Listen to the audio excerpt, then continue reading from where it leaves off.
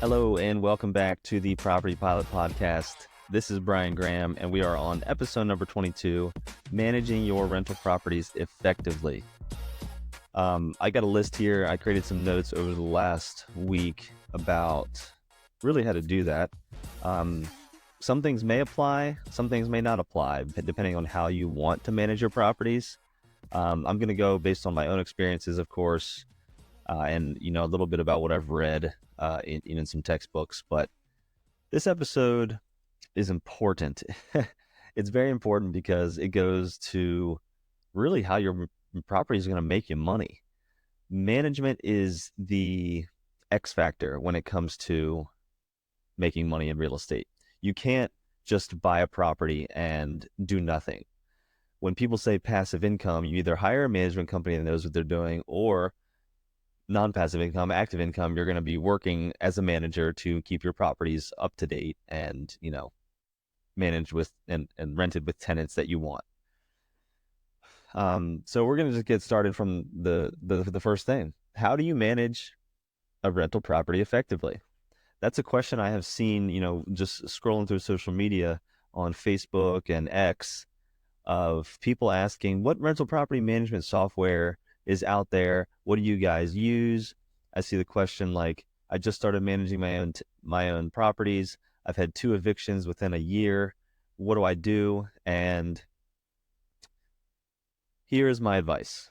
You need to find a rental property management software that you like, that the tenant likes, something that is very, very easy to use, that allows for very easy communication between the two. Now, everything I'm going to be talking about has to do with you managing your own properties, because in my opinion, that's how I have had success over the last 3 months. I've been a real estate investor now for 6 years. And my property management companies, I felt, have been neglecting my properties. And so I decided 3 months ago, I'm just going to fire everybody, and I'm taking over managing my own properties, and we're going to go from there. And it's been very good. It's been very good because I've been able to be more hands-on. I've been able to connect with my tenants, and they know that they're just not another name on a list to some manager company that has 400 units and their maintenance request is handled, a week later. So their maintenance requests are handled within due time. They know, like, okay, at least my landlord cares about me.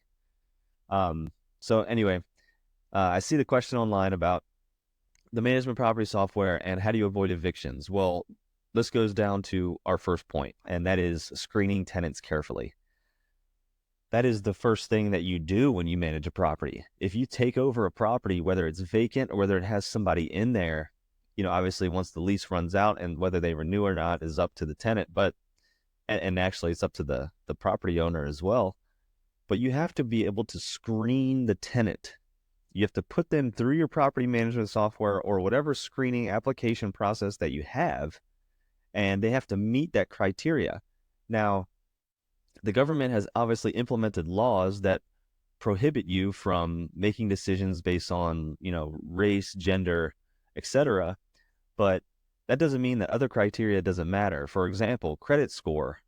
If you basically apply all of the same criteria like a bank would in terms of giving a mortgage, or a car company, then most likely you're going to be able to find at least financially responsible tenants.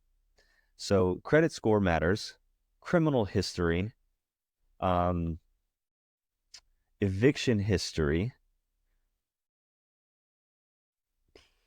collections history, and so on. So I'm trying to think of anything else. Oh, and there's another piece of criteria where, and I got this from my previous management company. They said they like to have the person's income be 3 times what the rental amount is. So if somebody makes $800, if the rent is $800 a month, that person needs to be making at least $2,400 to meet that, check that box on the criteria. I thought that was pretty good. So I kind of stick with that one as well. So I use that for criteria. Credit score, obviously, that's up to you on whether or not you want to take that risk. So if somebody applies and they've got a 300 or 400 credit score, and you can see through their screening report why, usually it has to do with unpaid anything, defaulting on loans, whatever it is. They've gone to collections, their credit score has been dinged tremendously. You've got to make that choice. Are you willing to lease to somebody with a poor credit score? Then the cutoff I usually like to keep is 600. I like to do 600 or higher. But, you know, assuming their income and other things and no criminal history, none of this other stuff, if their credit scores, I have accepted some 500 to 550 tenants, which is not great at all.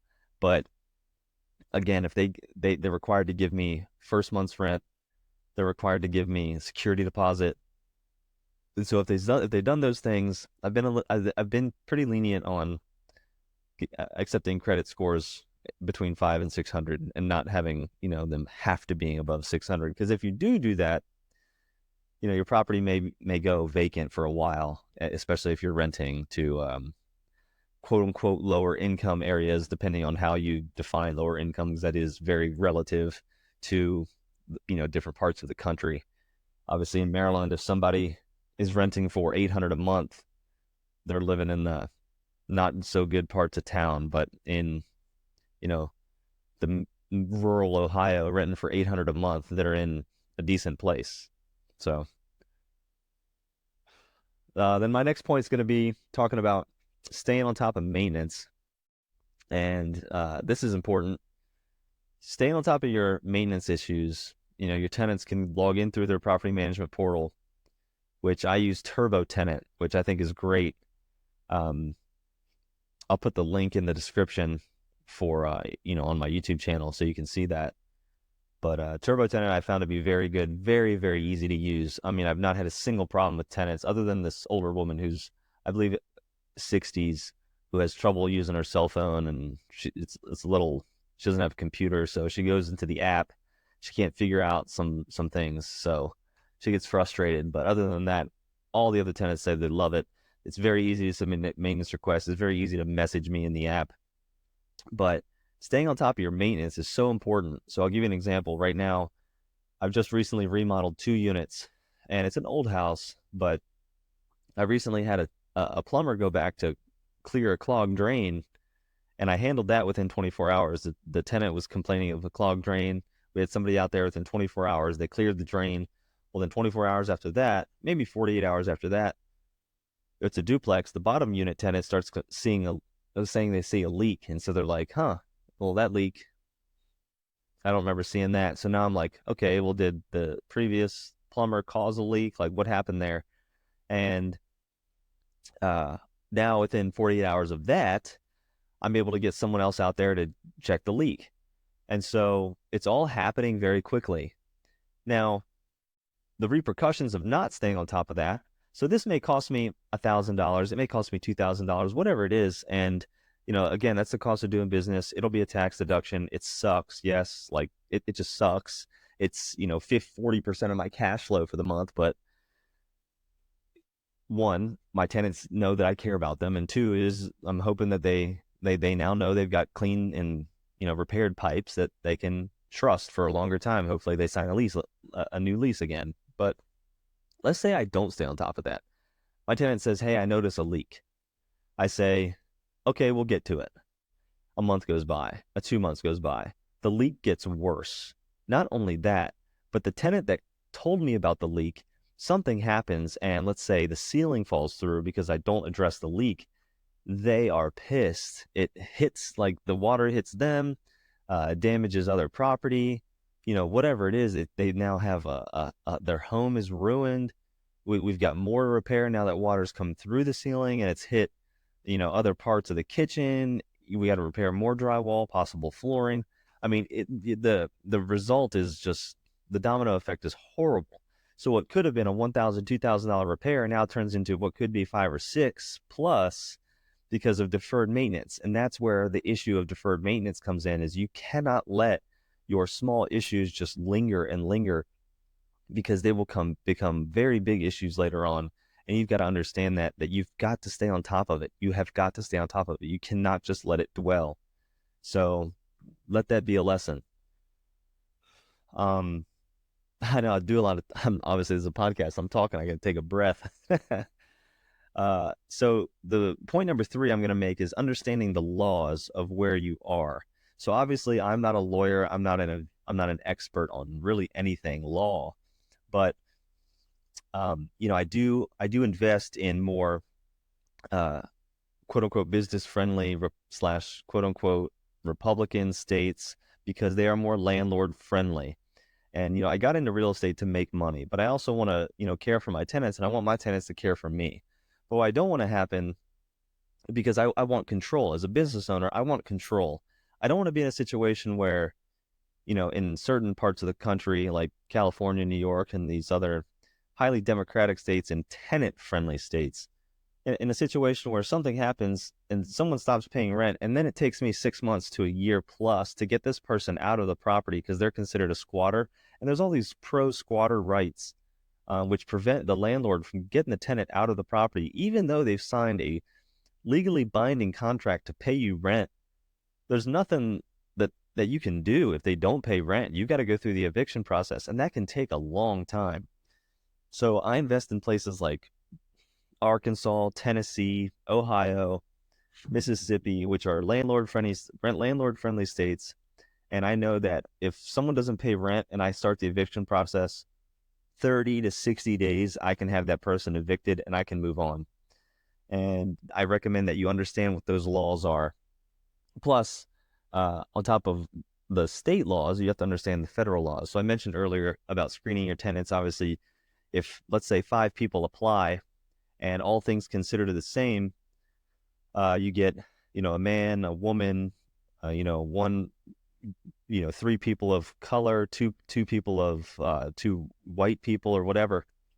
If all other criteria is the same, you cannot choose somebody based on their race, based on their ethnicity, based on their religion. Um, what else am I missing? I don't know, but you can't choose somebody based gender. You can't choose somebody based on gender and so on. So understanding those laws is extremely important. Um, so at that point, you might as well just draw out of a hat kind of thing, or it's first come first serve or whatever it is, that gives the edge, quote unquote, edge to the person, for either responding to your emails quickly, responding to your text messages, even though person one applied first, person three jumped the gun and they were quicker. So those are the small things that you can kind of give edges to, but you got to understand the federal laws. You can't, choose based on those pieces of criteria.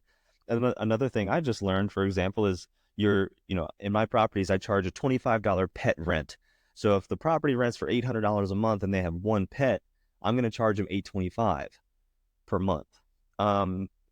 Because obviously if there's a pet in there, there's a higher increase of damage. You've got claws, you've got hair, you've got, it takes more damage. It's more wear and tear on the property with the pet. But what I just learned is that one of my tenants asked my previous manager to have a dog in the property, and the previous manager either said no or they didn't respond. But that dog was an emotional support dog. And so I had to look up the laws of what that is in Ohio, because the property is in Ohio. And the emotional support dog, you actually have to let the tenant bring in the emotional support dog, and you are not allowed to charge rent for that. So my normal $25 pet rent doesn't apply here. And so that's new, and I did not know that. So it's important for everybody to understand. And now that I think about it, I actually should be including the description of that dog probably in a lease addendum. But anyway, important to understand the laws, both state and federal, about what you can and cannot do. Because when you're managing your own properties, you want to make sure that you're not doing anything illegal, because obviously if you get sued, that's not going to help anybody. The next piece is setting clear lease policies about what your rules are for your property. So when I go on TurboTenant, they draft the Ohio lease for me, and there's some certain things that I edit And there are certain things that I add, including things like if you are trying to vacate the property prior to the lease ending, you need to pay 1 month's rent to terminate the lease. So it's like a lease termination fee. So I add that fee in there. Um, and there are some other things, but there's got to be clear expectations to your policy. Who is responsible for what utilities? How much that costs? Are any utilities included in the rent? If they're not, you've got to make sure that you give the tenant the utility information so that way they can sign up for utilities on their own. The next one would be automate your rent collection. And I also can't stress this enough. This is extremely important, especially in today's age where everything is automated. I mean, hell, do Venmo if you want.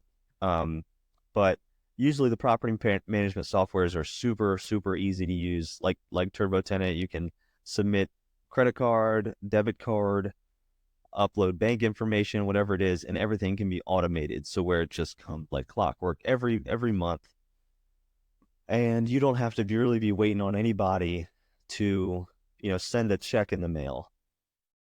Excuse me. So I recommend that you find a property management software that's easy to use for tenants, so that way they can automate their rent collection, and you can just move forward every month. You get that check and you get the deposit and you are just cruising. Because you really don't want to be chasing people around for cash and chasing people around for checks. And when the check comes in, you scan the check in, it gives you $1,000 into your account, and then you get an email a week later saying the check bounced, and now you got to go for that tenant a week later, and they're instantly a week late on rent. Well, now what are you going to do?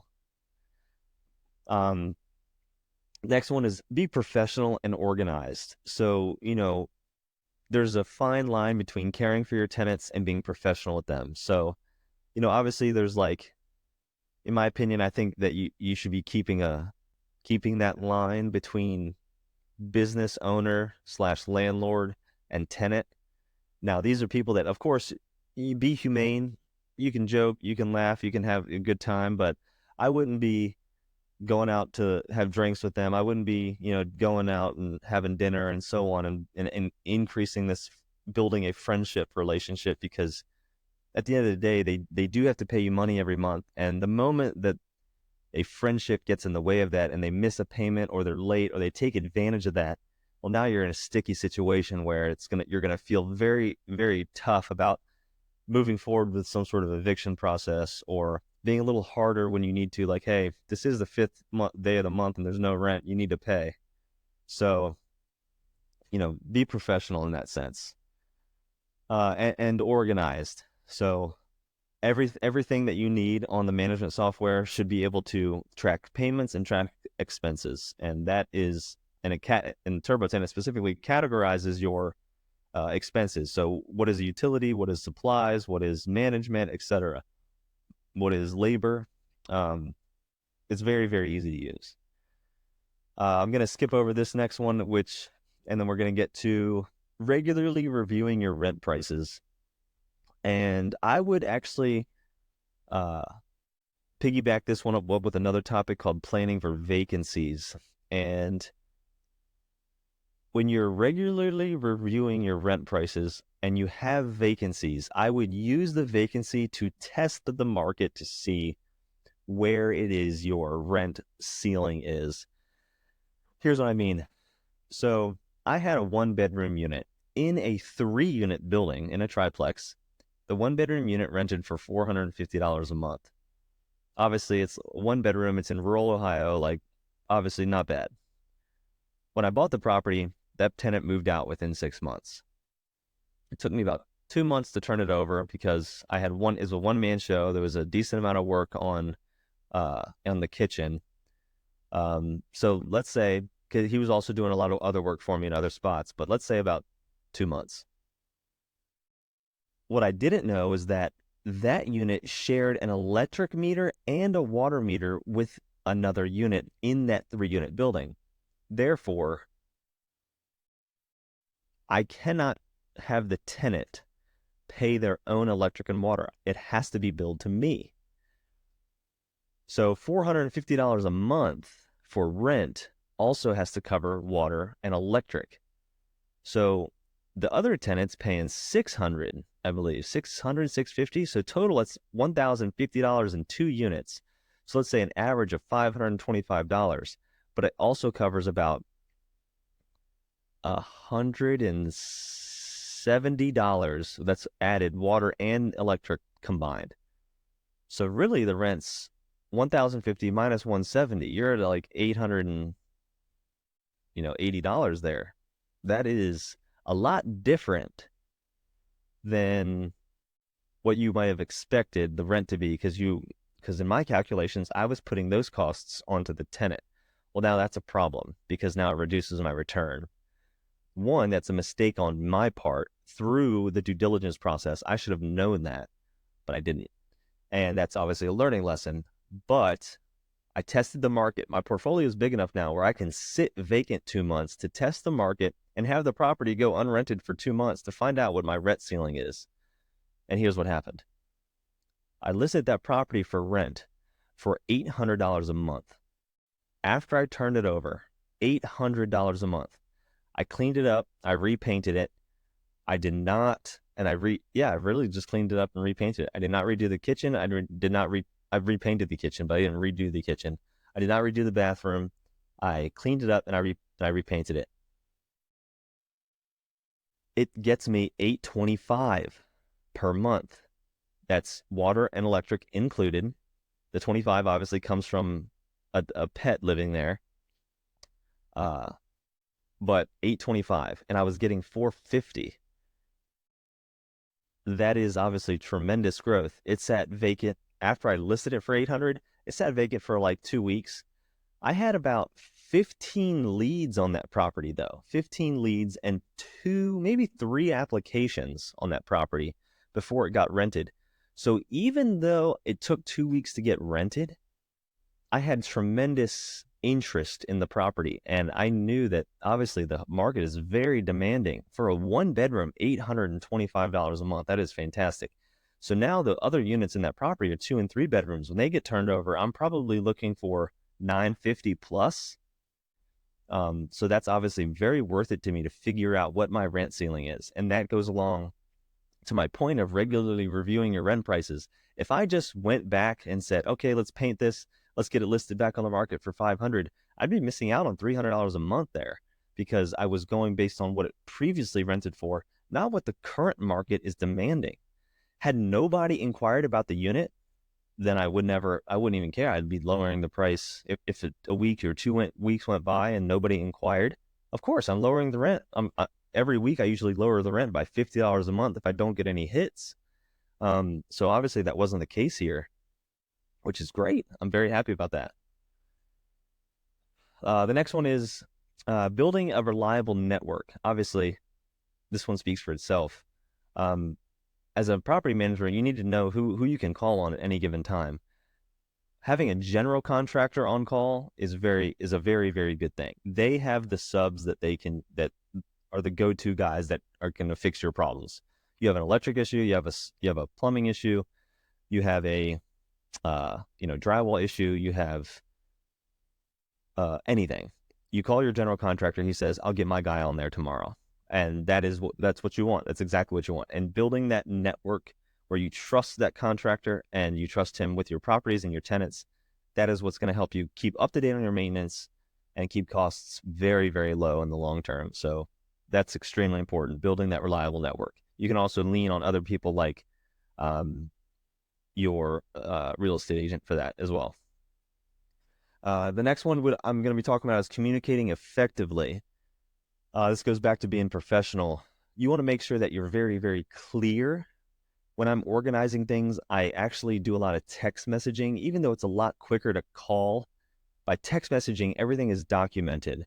You never want to feel like your tenants can, quote unquote, pull a fast one, which I don't think any of my tenants are, but I want to make sure that everybody is on the same page and I text everything. So you can email, but it just doesn't happen fast enough. I text everything. I make sure it's very, very quick. You can also be messaging in the property management software, but my tenants don't mind if I text them. So it happens quickly and it just keeps everything very smooth and organized for me. The the last one would be keeping up with your improvements.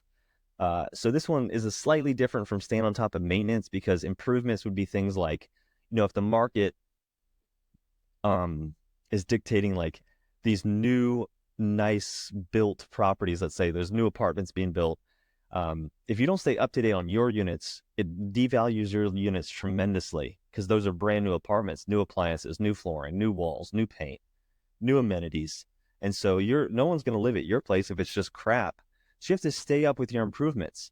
Check in on your water heaters. Check in on your your HVAC units.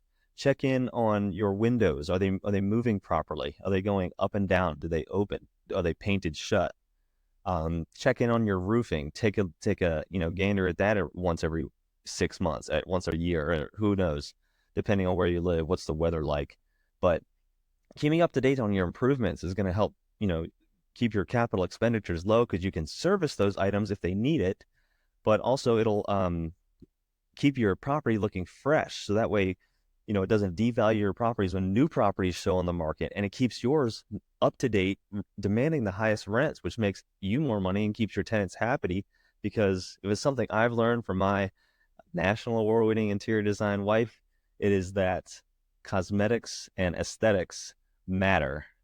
People love to live in a space that's nice and warm and cozy. So stay up to date on your improvements. So I hope this episode was helpful for you. We went over many, many points of how to manage rental properties effectively. Really, it comes down to you managing the property.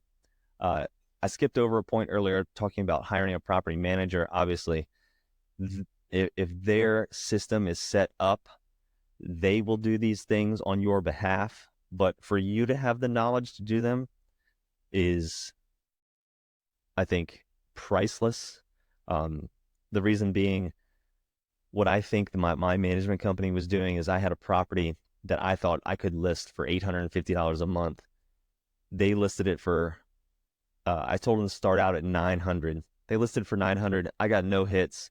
Went down to $850, no hits. Went down to $795. It was rented within a week. And I said, okay, so that's what the market must have been doing. But, now that I look back on it and the success I've had with other units, and especially that one bedroom that's at $825, I'm starting to think that what happened was people were inquiring about my properties, and they weren't exactly like ready to apply. But my management company may have sensed their fear and said, well, hey, if you don't like that one, check out this one. And they referred my potential tenants to other properties they were managing, but were not mine. They were interested in mine, and they didn't send them to any of my other properties. They just sent them to the other properties they manage. So it doesn't hurt them at all, but it hurts me tremendously. And that's extremely unethical. And I can't control that, because they're the ones that are doing it, and it's behind scenes. They don't tell me that's happening. So that's why I went on just another notch in the belt about why I went away from property managers. They're unethical.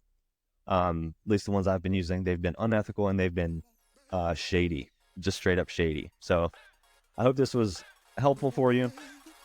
You guys have a great week. I will see you for episode 23 next week, and I wish you all the best. Always remember, it is never a bad time to buy real estate. Thanks. The advice and recommendations I offer are intended to be informative and educational, drawing from my own experiences in the real estate market. It is crucial to recognize that every investment decision carries risk and outcomes may vary. I am not a financial advisor, and the information provided during these podcast episodes is not intended as financial, legal, or professional advice.